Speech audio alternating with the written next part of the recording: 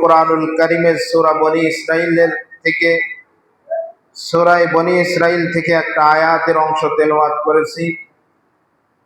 এই আয়াতের আলোকে ইনশাআল্লাহ আমরা আলোচনা করব এবং শুনব। আল্লাহ রাব্বুল আলামিন যেন এই আয়াতের আলোকে আমাকে আলোচনাগুলো বলার তৌফিক দান করেন, আল্লাহুম্মা আমিন। সম্মানিত মুসলিম কিরাম, আল্লাহ তাআলা এই আয়াতের মধ্যে বলেন, আল্লাহ আকাদা রাব্বুকা আল্লাহ তা'বুদু ইল্লা ইয়্যাহু ওয়া বিল ওয়ালিদাইনি ইহসানা। আল্লাহ বলেন যে আমি তোমাদের দুইটা ফয়সালা দিলাম, একটা হলো শুধু ইবাদত করবে আমার, দুই নম্বর হচ্ছে তোমরা পিতামাতার সাথে ভালো ব্যবহার করবে, ইহসান করবে, সৎ ব্যবহার করবে, ভালো ব্যবহার করবে। আল্লাহ তাআলা এই আয়াতের মধ্যে তার হকের পরে কার হকের কথা বলেছেন? আল্লাহর হক, ইবাদত করা, এটা কার হক? আল্লাহর হক। তারপরে কার হকের কথা বলেছেন?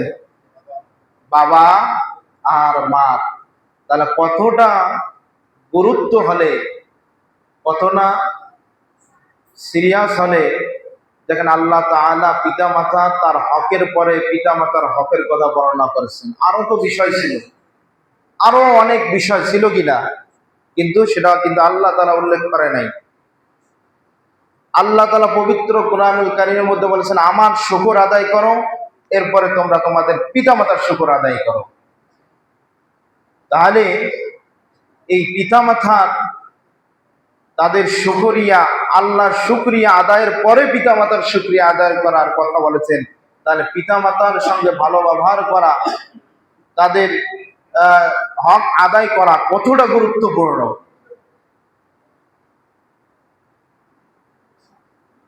এখন পিতামাতার হক, আল্লাহর হক যদি আপনি আদায় করেন, আল্লাহ কি হয়ে যায়? খুশি হয়ে যায়, আল্লাহ সন্তুষ্ট হয়ে যায়।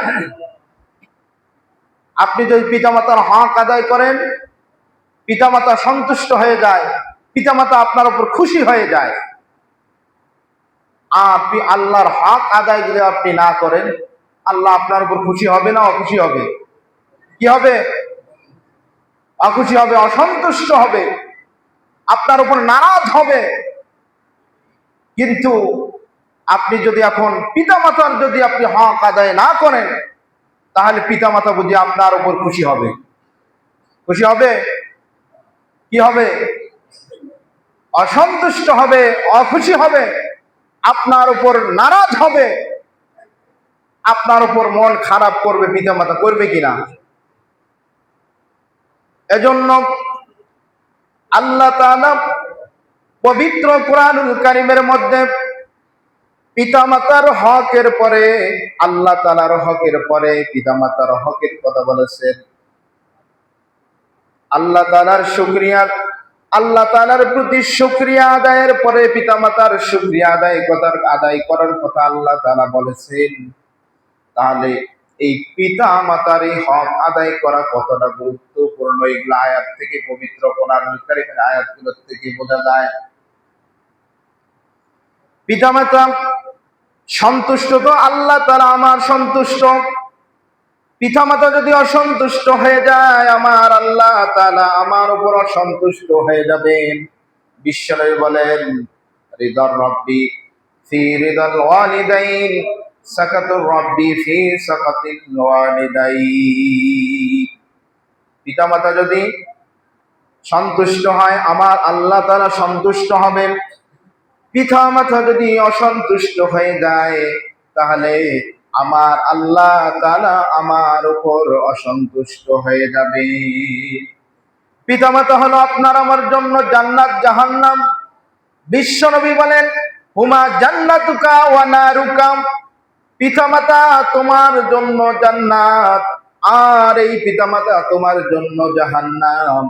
আপনি আমি যদি আমার পিতামাতার হকগুলো সঠিকভাবে আদায় করতে পারি, তাহলে আমার জন্য জান্নাত। আর যদি পিতামাতার হকগুলো আপনি আমি যদি সঠিকভাবে আদায় করতে না পারি, আপনার আমার জন্য জাহান্নাম।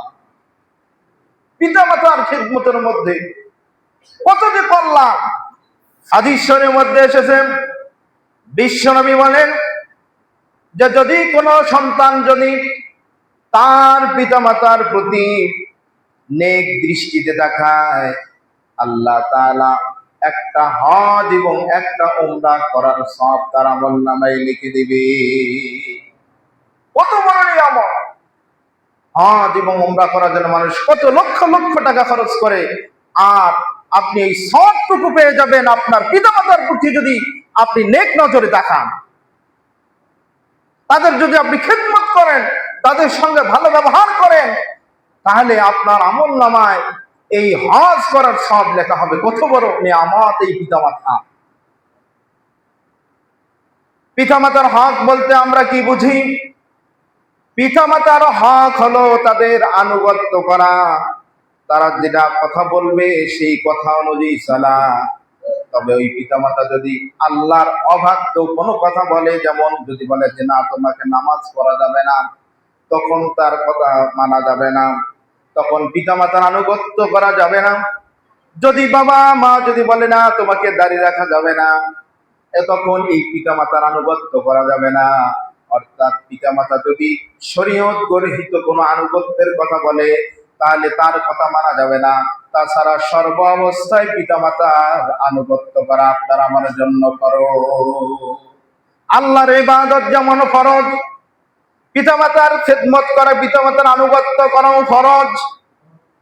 আপনি আমি মনে করি নামাজ পড়লাম, বাস আমি বড় বুজুর্গ হয়ে গিয়েছি, হজ করলাম, লক্ষ লক্ষ টাকা মসজিদ মাদ্রাসায় দান করলাম, অনেক বড় সওয়াবের কাজ করেছি।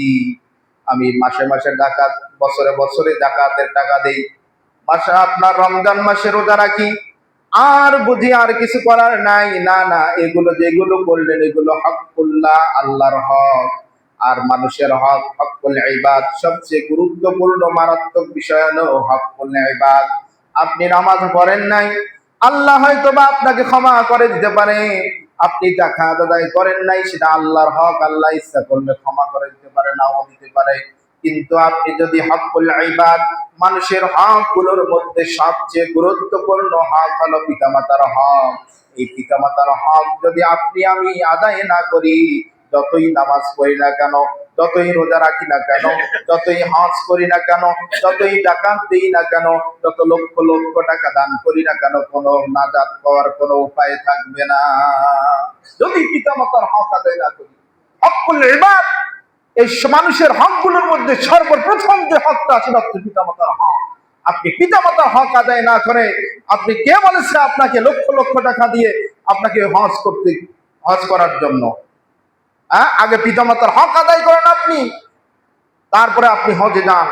আপনার মায়ের খোঁজ নাই, বাপের খোঁজ নাই, মাসের পর মাস, বছরের পর বছর আপনার পিতামাতার কোনো খোঁজ খবর রাখেন না, আর তুমি নামাজ পড়ে করবে নাকি?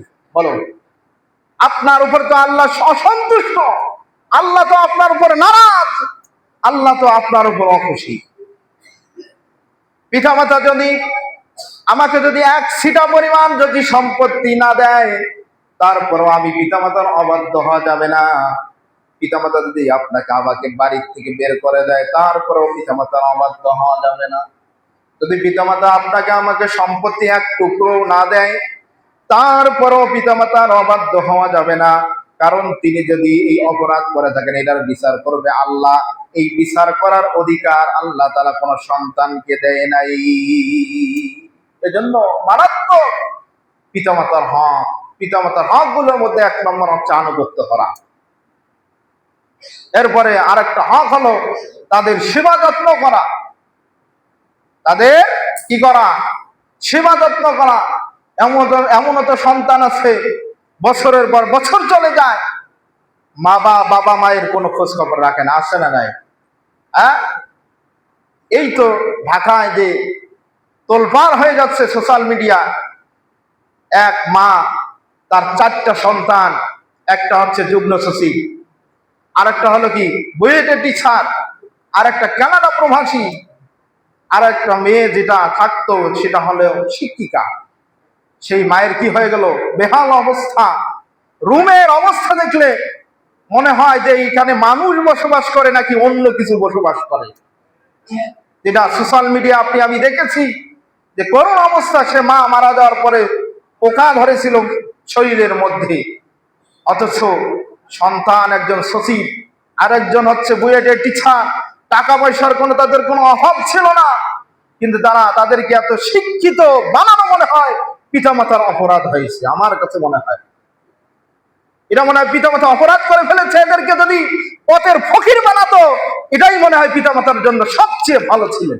এদের অবস্থা দেখি কিছুদিন আগে একটা সাক্ষাৎকার দেখলাম যে ঢাকা তিতুমির কলেজের একজন অধ্যাপক এবং কয়েকটা ঢাকার বড় বড় সুনামধন্য কয়েকটা কলেজের অধ্যাপক ছিলেন ওই ব্যক্তি, রংপুরে এক বৃদ্ধাশ্রমে তাকে রাখা হয়েছে। সন্তানগুলো বড় বড় শিক্ষিত। আমার মনে হয় এই পিতামাতা মনে হয় সন্তানদেরকে লেখাপড়া করে ভুল করেছে। এদের যদি ফকির বানাতো তাহলে মনে এদের জন্য এটাই মনে যত উপযুক্ত ছিল। আমার কাছে মনে হয় আজকে এত বড় লেখাপড়া শিক্ষিত হয়ে লাভটা কি? আজকে যদি মায়ের খোঁজ খবর না নেয়, বাপের যদি খোঁজ খবর না নেয়, শিক্ষিত হয়ে লাভটা কি বলো? তুমি মানুষের কাছে ভালো হয়ে লাভটা কি? তুমি সমাজের কাছে ভালো হয়ে লাভটা কি?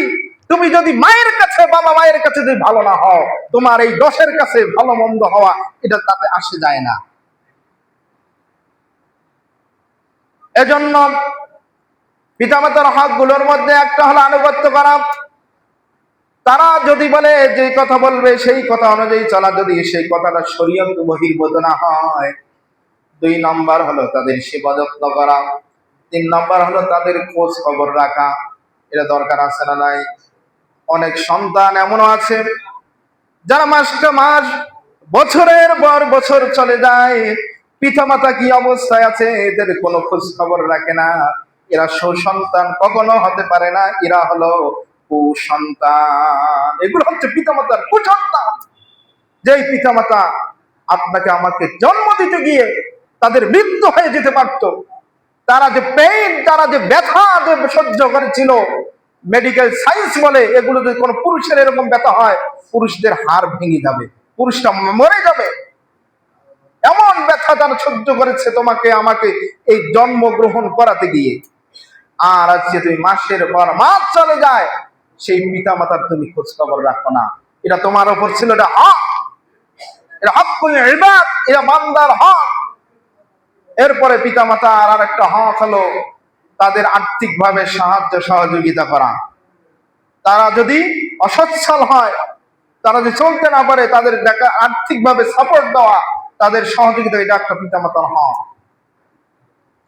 এরপরে পিতামাতার আর একটা হক হলো পিতামাতার যারা আত্মীয় স্বজন আছে, বন্ধু বান্ধব আছে, এদের সঙ্গে সুসম্পর্ক রাখা, ভালো সম্পর্ক রাখা, এটাও হচ্ছে পিতামাতার একটা হক। তাহলে পিতামাতার হক আরো অনেকগুলো আছে, তার মধ্যে কয়েকটা হক গুলো হচ্ছে একটা আনুগত্য করা, সেবা যত্ন করা, এরপর তাদের মান সম্মান রক্ষা করা। যেমন অনেকে সন্তান আছি, তাদেরকে পিতামাতা উচ্চ শিক্ষায় শিক্ষিত করিয়েছে, আজকে বাবা মায়ের সঙ্গে ওই সেই মার্জিত ভাষায়, এমন ভাষায় কথা বলে, সে মাও কিন্তু বুঝতে পারে না। তার মানে একটু অহংকার অহংকার ভাব। এমন সন্তান আছে না নাই? আছে অনেক সন্তান শিক্ষিত করেছে, আজকে মায়ের সঙ্গে অনেক সময় ইংরেজি দিয়ে, অনেক সময় ইংরেজি ওয়ার্ড ব্যবহার করে, কিন্তু মা তো বুঝতে পারে না। এজন্য মায়েদের সামনে মার্জিত ভাষায় কথা বলতে হবে, পিতাদের সামনে, বাবাদের সামনে মার্জিত ভাষায় কথা বলতে হবে, আপনি যতই শিক্ষিত হন না কেন।